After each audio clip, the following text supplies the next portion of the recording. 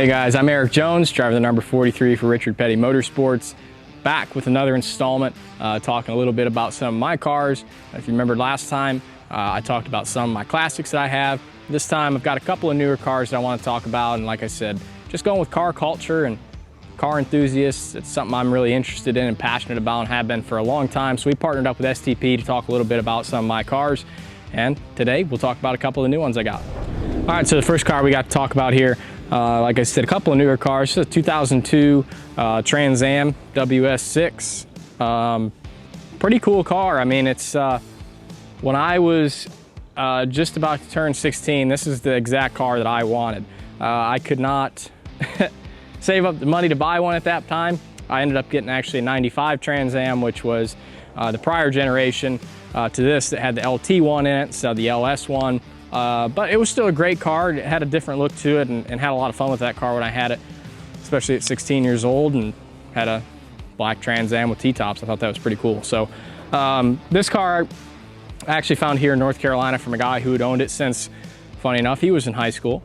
And he had a family now and was looking to sell it. I don't think he really wanted to sell it that much, but talked to him about it and said, hey, look, I'll buy this car from you now, and if you ever get to a point down the road that you want to buy it back, just give me a call and we can work something out. So I'm enjoying it while I have it. Who knows how long that'll be, but it's been a really fun car. These are cool cars. Like I said, 2002, but I think somewhat underappreciated. A lot of these cars have been pretty mileaged out. Most of them now are over 100,000 miles, and they really got driven a lot in their day. This was a pretty rare one. Like I said, one guy had owned it since he was in high school and only has 47,000 miles on it, and it's in really, really great shape. Pretty original. He only changed a couple of things on this car. He put some headers on it, changed rear gear, put some exhaust on it. But other than that, it's original. 6-speed car. Obviously got the T-tops on it, which is cool. Like I mentioned earlier in our classic car video, I'm a T-top fan. I think they're cool.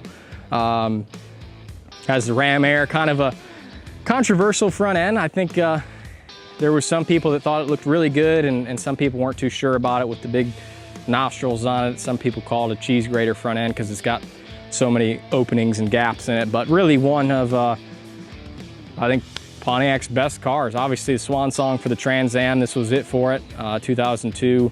This was the final year they made this car. And like I said, just always wanted one when I was a kid like this, and was lucky enough to find one in really good condition. All right, we moved to the inside of the car now, and you know, it's a pretty typical early 2000s car. There's some people don't like these interiors too much. I like them actually, because I think they're simple and straightforward, and everything's very easy to find. Obviously there's no touch screen, no Bluetooth, anything like that. All your controls are still analog. There's nothing really digital in here other than the clock and the odometer.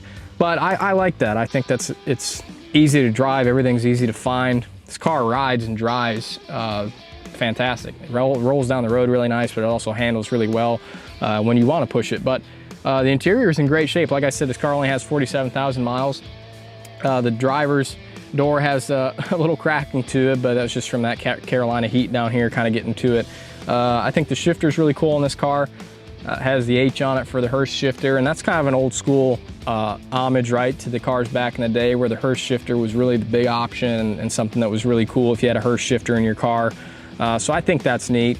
And really, like I said, a comfortable car. You know, you could hop in, drive this car 5, 6, 7 hours, no problem. I had, like I said, a 95 Trans Am when I was younger, and I drove that car back and forth from Michigan down here to North Carolina when I was going back and forth there when I was a little younger. So it is a really comfortable car, drives great, and just have fun every time I get in this thing. It's just a good cruiser, and take the T-tops off on a nice summer day and have a nice drive in it.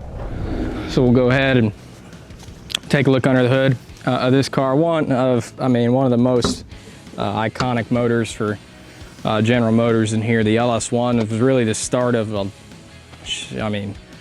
15 years of great motors that have spawned a huge following, from resto mod stuff to obviously even the cars that did come with these motors being able to modify and make a lot of power out of a pretty small package, and really started a whole generational following, I guess you could say. But I like this car because it is really original. You know, a lot of guys would modify this Ram Air and put like an aftermarket big Ram clunkier air filter on it.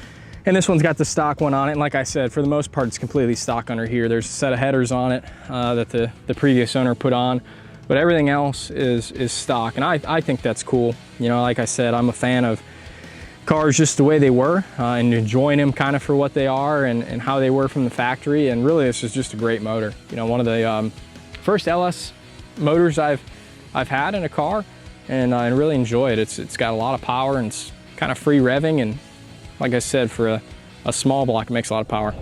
All right, so that's the 2002 Trans Am, and now we'll move on to, I guess, one of the holy grail Corvettes there have been, and that's my 2019 ZR1. And I've had this car since new. It's one of the only, I think, second ever new car I've actually owned. Most of my cars are older, or you know, I haven't really had a lot of new cars in my life. So I ordered this car, though. This is the only car I've ordered from the factory the way exactly how I wanted it.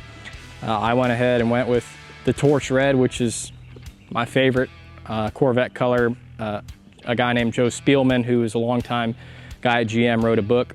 It was called All Corvettes Are Red. It was a good book if you ever get the chance to read it, and I always thought that was a cool quote, All Corvettes Are Red. So went with the red and went all out and got the ZTK performance package, which was the big spoiler, the big splitter on the front, the big side skirts on it, the big aero ground effect stuff. And it's just been an awesome car. 755 horsepower, supercharged, the LT4, so the successor to the LS motors. And it's been awesome. I've really enjoyed the car. Put a couple, 2,000-3,000 miles on it now.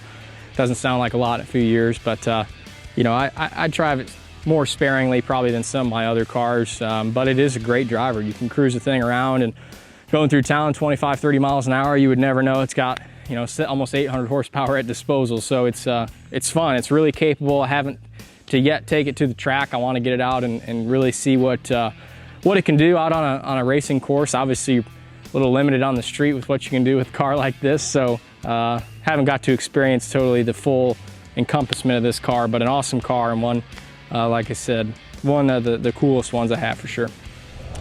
Yeah, so we'll pop under the hood real quick. We know with these newer cars, there's not quite as much to see under here. We've got obviously this big carbon blower cover, which is cool. It's obviously a big old piece of carbon, and I think it's just cool when you get under here and see all this hood is carbon, and it's not even clear coated for weight saving, so that's pretty cool. A lot of this car is carbon fiber. Under this though is that big Eaton Supercharger, which it's huge. If you can peek under here in person and see the thing a little bit, and you see the pulley on it, it's got a big old belt on it. It takes, I think, a couple hundred horsepower just to run the blower itself to make that power. So it's a huge supercharger. I really like supercharged motors. I know there's a big debate these days about supercharged and turbocharged and what's better. The superchargers are always something I've liked better just because the power is instant when you hit it. The supercharger is always there. So the more air these motors get, any motor gets, the better. And obviously that supercharger, it's just supercharging air induction is all it is. So it's kind of cool. Superchargers are always kind of interesting to me and exciting. And this one runs great. This thing doesn't get hot. It makes a ton of power with that supercharger, and it's all the way through the power band when you're going through the gears. So it's a lot of fun.